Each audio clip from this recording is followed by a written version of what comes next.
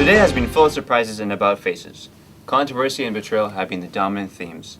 Apparently, some nations have been going against their principles. Let's go to our Al Jazeera correspondent. I'm Joel Balsam reporting for Al Jazeera. Throughout the conference, the United States, the United Kingdom, and Canada have been bullying poorer nations. I spoke with one of those countries who's been bullied, Botswana. I had spoken to some countries earlier, and they had pledged basically their full support on this. And today we've seen some turnaround. Who has turned around? Canada. Could you speculate why they may have turned around? They're sitting next to the UK and the US right now. I think they want to take care of their political allegiances first before the lives of their women and children. Is it because the US's policy on abortion is unshakable? I think so. As history has proven before, world hegemonic powers have little regard for the health of the people. Joel Balsam, Al Jazeera. As the delegates work hard on finishing their resolutions, CNN offers its report on accountability. So we actually have a specific clause in accountability. The way that we structure our resolution in terms of guidelines, we think accountability is implied in there, and then we also look for setting up accountability metrics and making sure that we keep progress. Again, we don't want to impose on any country's sovereignty, and there's a lot of flexibility within the resolution and how they structure the programs, but we do want to make sure that money is going where it needs to go. For countries where the threat of dictatorship, the threat of civil war, of civil unrest is imminent and high, I think a third party in that case would be important. I think it absolutely needs to be both. It needs to be a partnership. I understand where developed countries and aid organizations are coming from. They want to hold countries accountable. They want to know that their aid is being used. And moreover, they want to know that they are looking out in the interests of their citizens because they are the governments of their people. There just needs to be a way of showing the developed world and aid organizations that progress is being made, because I think that's what it comes down to. This concludes our coverage for the MonWHO conference. This has been Maya Smart for CNN. Here on the last day of the conference, I was able to meet up with a bunch of the delegates and get their thoughts on their own personal performance in forwarding of issues important to their countries. Canada and the developed nations were very surprised to see that China and Iran were both in support of accountability programs within their countries.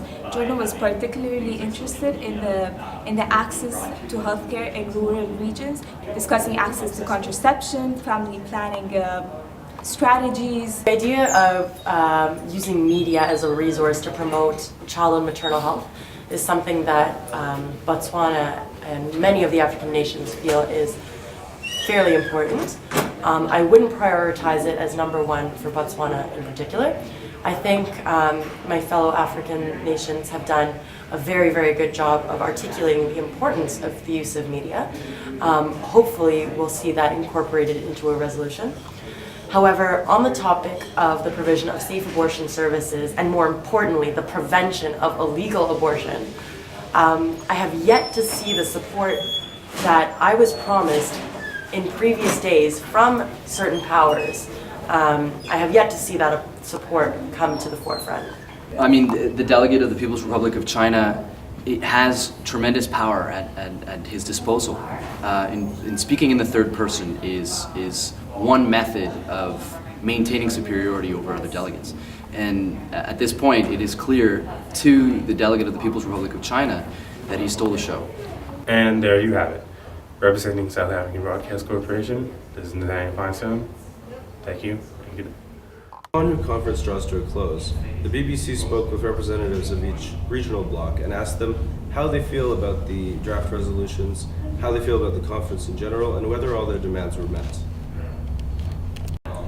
The conference itself has a lot of interesting debates, and it has affected a lot of main points. I mean, we have addressed most of the main points.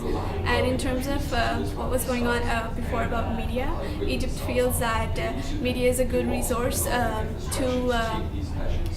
to provide more information to the general population. Great. So in general, are you happy with what's taking place at the conference?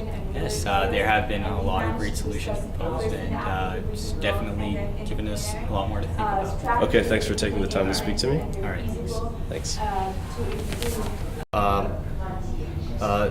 ways in order to promote communication between members of the community as well as professionals of including nursing, midwives, and doctors in order to promote a more comprehensive healthcare system. So Brazil is in support of that kind of a program, and something like that has been implemented in Brazil and has been shown to be quite successful. Great. So in general, you're happy with the with how the conference has gone, and you're happy with the resolutions that are going to be drafted. Yes. Yeah. Brazil's really happy. Yeah. Okay. So it was nice talking to you. Thank you for your time. Thank you. Thank you very much.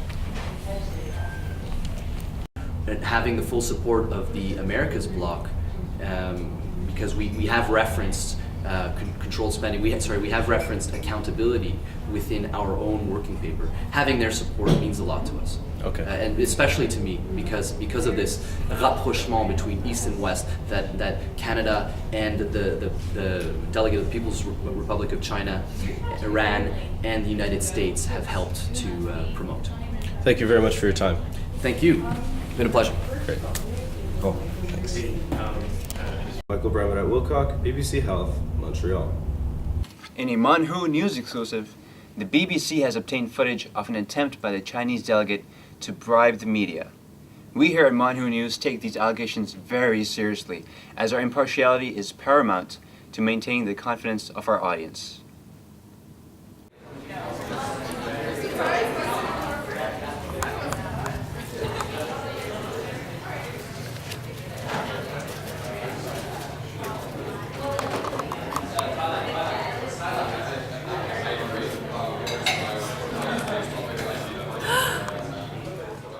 Wow, I had no idea that corruption was still so rampant.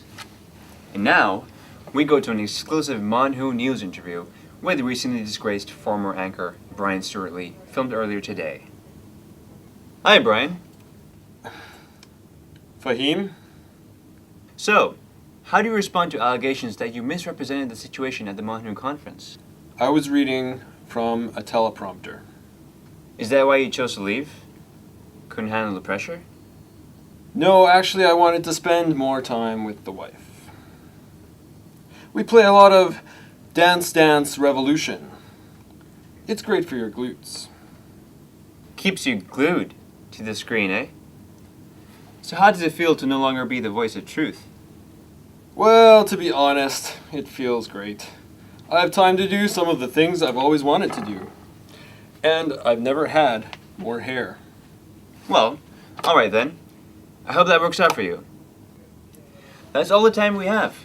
We're here at MonWHO News. Hope all of you have had as great of a time this weekend as we did. Thanks for watching. I'm Fahim Mahim.